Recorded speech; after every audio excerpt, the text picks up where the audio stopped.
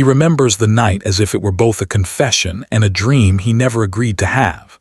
The air along the bayou was warm, almost gentle, yet his hands shook as he held the flashlight, its beam trembling over still water and reeds. Later, when he tried to describe it, he would always stop before the most important part. The moment he saw her face, pale in the glow, and realized he could not tell if she had chosen this stillness or if it had been given to her. Her name came later, in the paperwork and the whispers. Maribel Cloutier. Age 24. Born in a tiny clapboard house off Route 19, raised between Sunday hymns and the slow, quiet language of the marsh. She taught reading to children at the parish school, played piano for the church choir, and spent summers helping her mother stitch dresses for weddings she never attended. But that night in 1973, to the young deputy who would one day wear the title of investigator, she was only a silhouette lifted from the water, a strand of dark hair resting against her cheek, her eyes closed as if caught in the middle of a thought.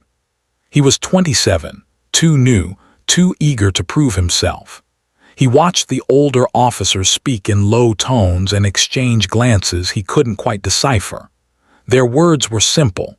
It was their pauses that unsettled him. Could be an accident, someone said. Could be more, another answered, and let the rest hang unspoken. They talked about the embankment, the slope of the earth, the possibility of a misstep in worn shoes. Someone brought up the notion of despair in careful, cautious phrases, how a quiet young woman might step away from the music and the classroom and the expectations, walk toward the water at dusk, and not return. But the deputy stared at her relaxed hands and couldn't reconcile stillness with intent. There was a small bruise along the side of her neck, almost hidden beneath her hair. He noticed it as they wrapped her gently in a sheet. It might have been nothing, a careless bump, a fall, the press of something against skin at the wrong moment. He almost mentioned it, almost pointed, almost said, "This matters, doesn't it?" Instead, he closed his mouth. He did not know why. The report that followed felt like a story written by someone else. The words "no clear indication" appeared more than once, each time loosening the question rather than tying it down. Her family spoke softly, eyes downcast, and when asked if Maribel had seemed troubled, they exchanged looks that hovered somewhere between denial and a quiet, private certainty they didn't want on record. Her mother, Adele, sat at the kitchen table with a handkerchief folded neatly in her palm. She was always thoughtful, she said, and stopped. "Meaning what, ma'am?" the senior officer asked. "Meaning she carried things inside," Adele replied, and the deputy watched the older man write nothing. The parish priest mentioned that Maribel had spent longer than usual in the confessional the week before, then quickly added that he could not say more. A childhood friend remembered her laughing at a church picnic, then fell silent when asked if Maribel ever spoke of leaving, of starting over somewhere beyond the cypress trees and muddy roads. Silence became a kind of answer no one knew how to interpret. The official conclusion stayed vague. No clear evidence of a struggle. No witnesses. The possibility of self-harm floated above the file like a whispered rumor, never fully embraced, never truly dismissed.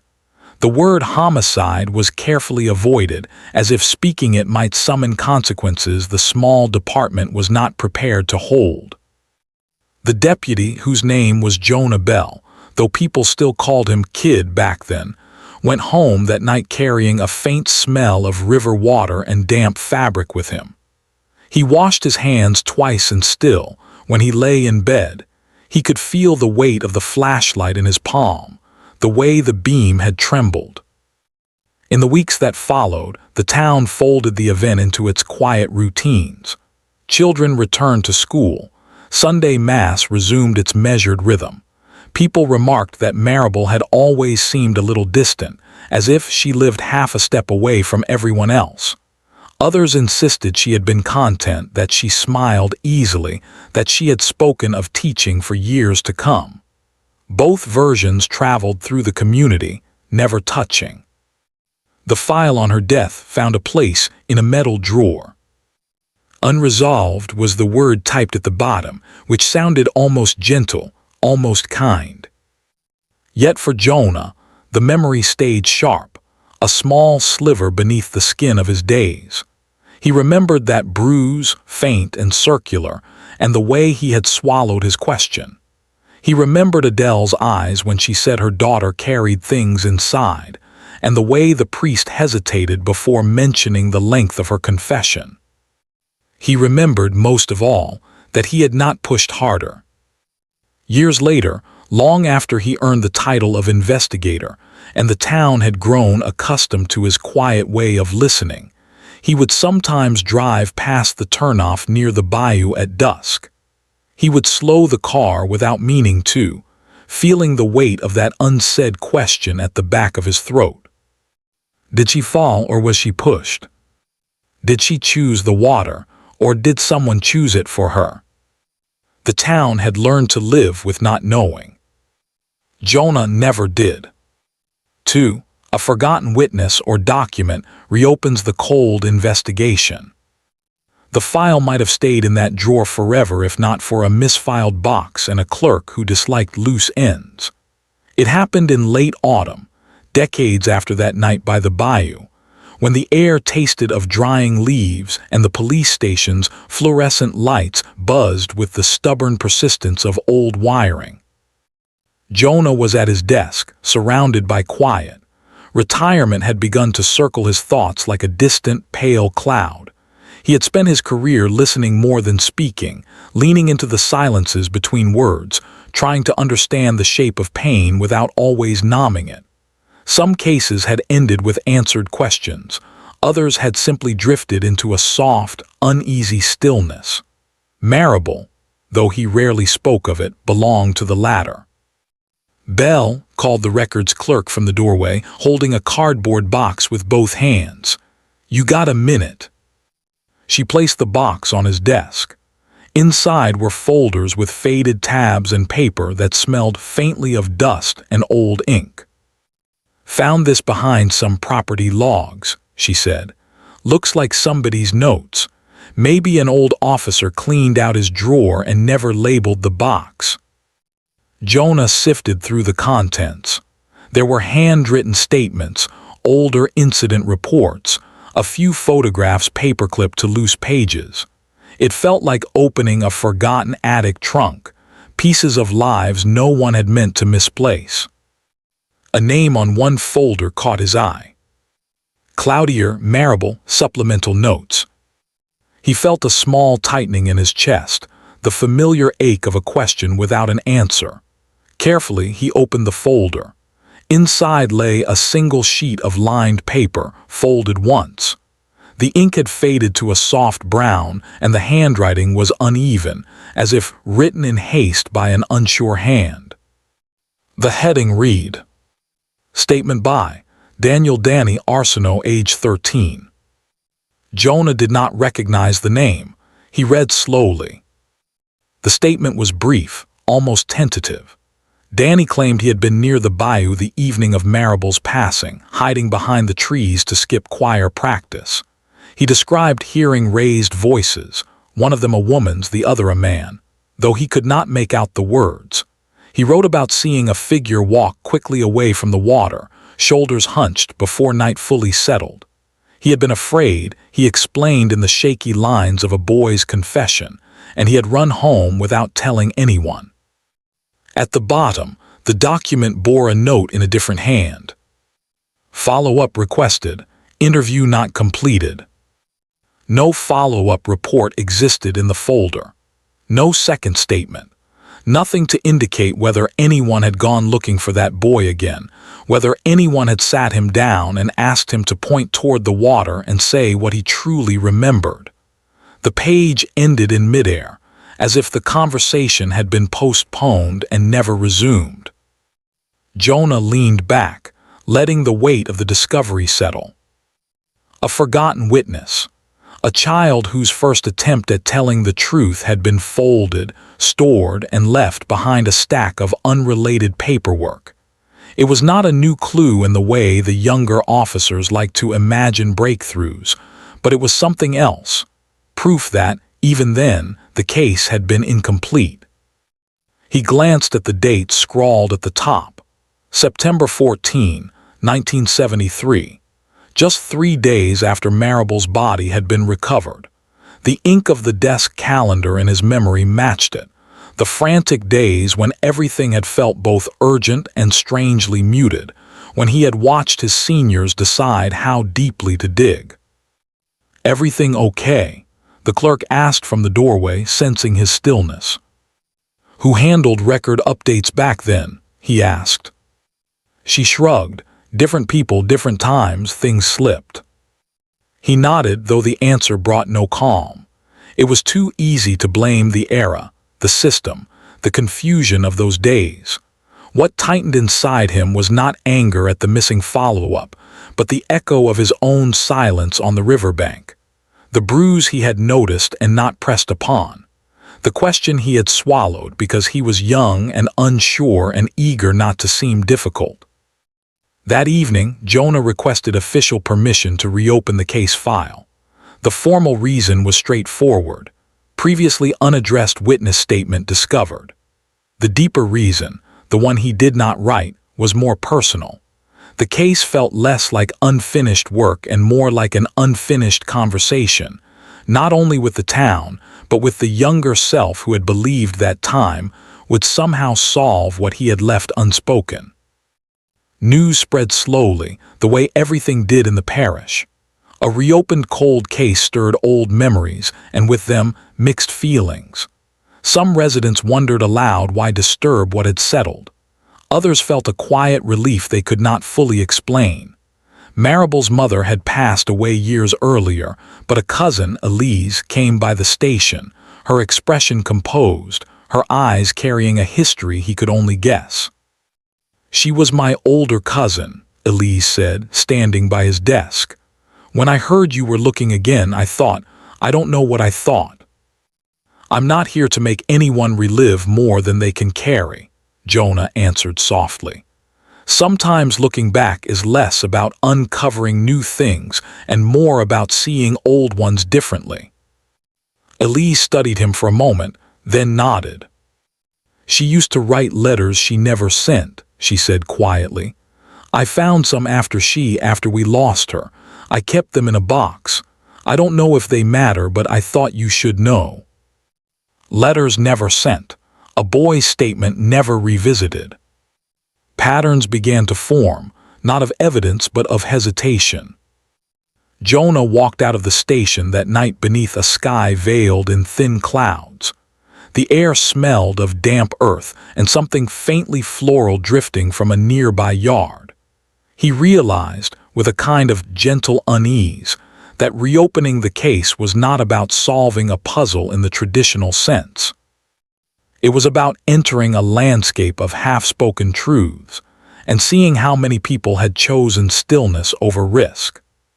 He had been one of them.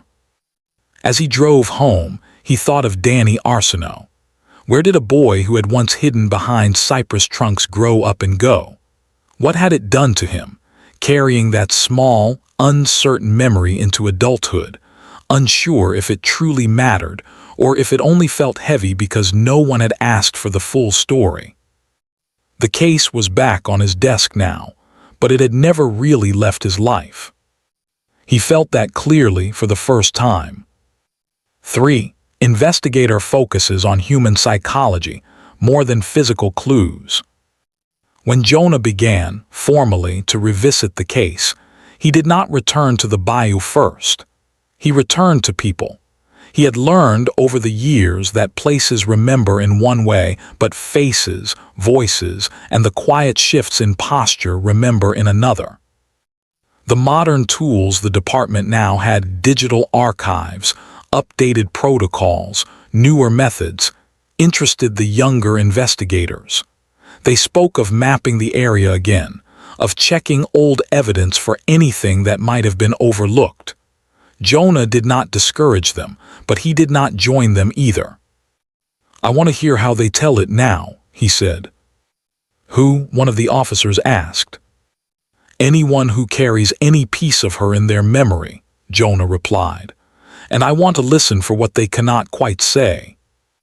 He found Danny Arceneaux first, not through any database, but through a school photograph in a dusty yearbook and a conversation with a retired teacher. Danny had grown into a man who ran a small repair shop off the highway, working with his hands, his days framed by the soft clatter of tools and the murmur of a radio in the background.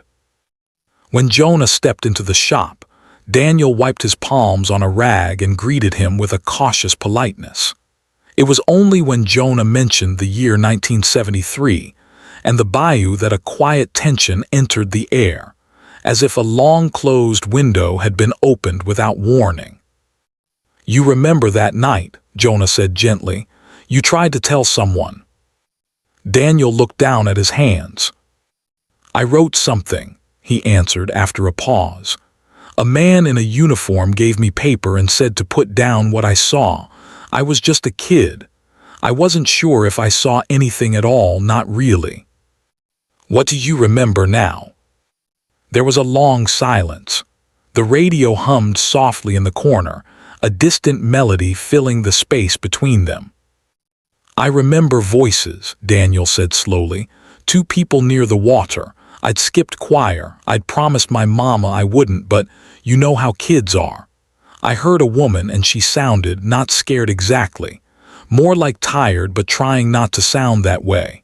The man I couldn't place. His voice dipped low when he got upset, like he didn't want anyone else to hear." He rubbed his thumb along the edge of the workbench. "I remember hearing something like a splash, and then quiet. A kind of quiet that made me feel wrong somehow. I saw somebody walk away. A man, I think. Or maybe I just decided that later." "You're not sure if you saw him," Jonah said. "I'm sure I was afraid," Daniel replied. "Afraid I'd imagined it. Afraid I hadn't. When no one came back to talk to me, I thought maybe what I'd written didn't matter. Or maybe they thought I was confused. So after a while I decided maybe they were right." Jonah watched his face, the way his eyes shifted not in evasiveness, but in careful, almost protective thought. This was not a witness withholding a fact out of calculation. This was someone who had spent years managing his own uncertainty so it would not spill into the rest of his life. "I'm not here to tell you what you should have seen," Jonah said softly. "I'm here to understand what it has been like to live with not knowing." Daniel looked up, meeting his eyes in a brief, searching glance. "Heavy," he said. "Like carrying something in your pocket that you're not sure is actually there. You pat it sometimes just to check, but you never take it out. That's what it feels like." Jonah nodded. He left the shop with no new concrete fact, no definitive description of a stranger on the riverbank. What he carried instead was the feel of Daniel's unrest, the way it resonated with his own. Next he visited Elise, the cousin who had mentioned Maribel's unsent letters. Her small house smelled of coffee and lavender, and the curtains filtered the daylight into a soft, muted glow. She brought out a shoebox, its lid worn at the corners, and set it between them on the table. "I kept them all this time," she said, fingers resting lightly on the cardboard. "I wasn't sure if sharing them would help or just reopen things." "Sometimes reopening is the only way something can breathe," Jonah replied. Inside the box were folded pages, some on stationery stamped with the church emblem, others on simple lined paper. The letters were addressed to no one in particular, to you, to someone, to an imagined reader who might understand. Maribel wrote about feeling split between two versions of herself, the dependable teacher, the dutiful daughter, and another self who stood near the water in her mind, watching the world from a slight distance. She wrote of music, of the quiet comfort it gave her, and of a companionship she could not fully name. There were mentions of a person, always in neutral terms, someone who listens. Someone who makes the air feel different, but never a name, never a full description. It was as if she were both reaching toward this presence and protecting it from the page. One letter ended with a line that lingered in Jonah's thoughts. I don't know if I am standing on the edge of something beautiful or something I won't be able to undo. He read the sentence several times,